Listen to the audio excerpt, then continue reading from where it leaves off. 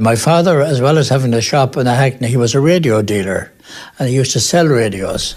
And when we were kids, he'd sell the radio, and sometime in the probably early 50s, the HP system came in, paying on instalments. And people would come in and they'd buy a radio, but they would not take the radio until the last instalment was paid.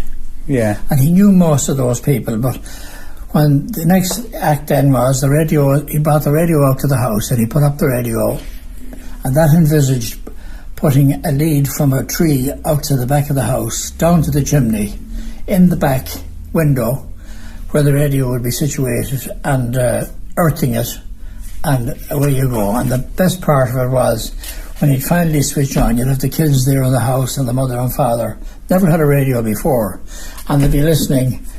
He'd switch on the radio and it would warm up, and then this voice would come through.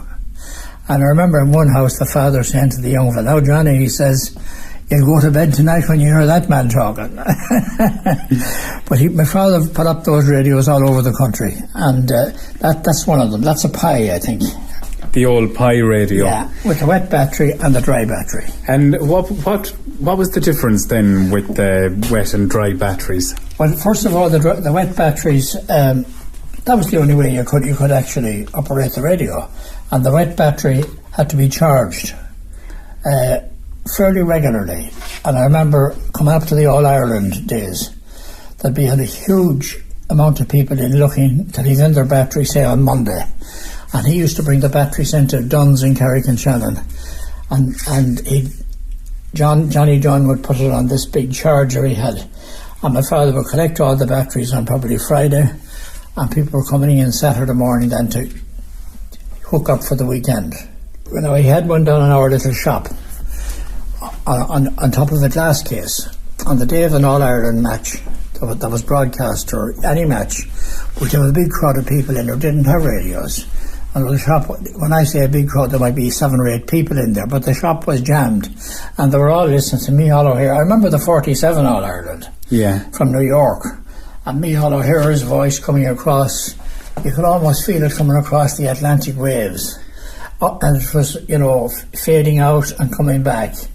And people were listening to Cavan and Kerry in 1947. But my father sold a lot of radios, and it was one of his many things he did. He was a Hackney man. He had a small street shop which my mother ran, and he was very big into the radios. And can you recall other names that you would have listened to on the radio back then? Oh, I'd have listened to, I remember the BBC Light programme. It was very funny, actually, when you do mention that. There was where I live now, my father owned that house, and he had it rented to various people, including a shoemaker, a lovely man from the UK who married a lady from somewhere out at Drumshanbo, I think. He was Mr. Steedman, a lovely man, and he ran a very good business there. But we'd be listening to a programme on BBC Light programme every evening. It was a detective programme called Dick Barton, Special Agent.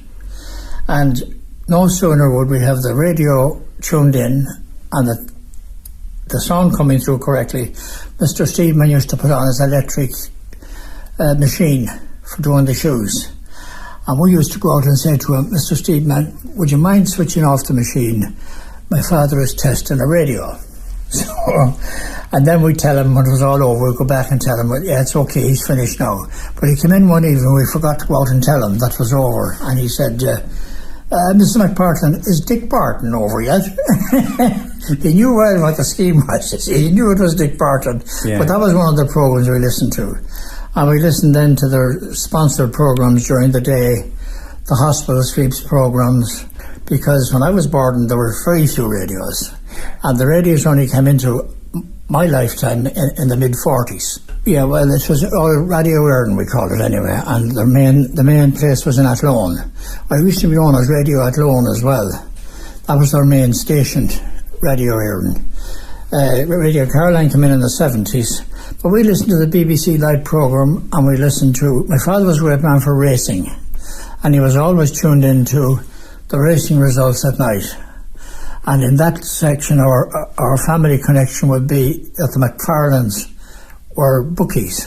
That's right. And they also had in the shop where Mr. Steedman was, in my house, they had a betting office. And Jack McPartland used to come down there regularly, you know. But my father would be there with his ear cocked to the radio, waiting for the results.